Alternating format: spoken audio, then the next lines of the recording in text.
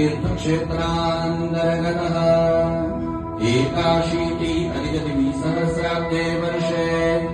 उत्तरायणे शिशिरऋतौ महामङ्गल्यफलप्रदमासप्तमे मासे पोषमासे शुभे कृष्णपक्षे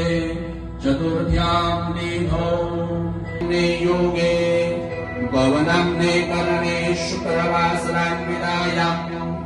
सिंहराशिस्थिते श्रीचन्द्रे मकरराशिस्थिते श्रीसूर्ये वृषभराशिस्थिते श्रीदेवगुरौ शेषेषु ग्रहेषु यथा यथं राशिस्थानस्थितिर्सत्सु एवं ग्रहगणविशेषेण विशिष्टायां शुभपुण्यगे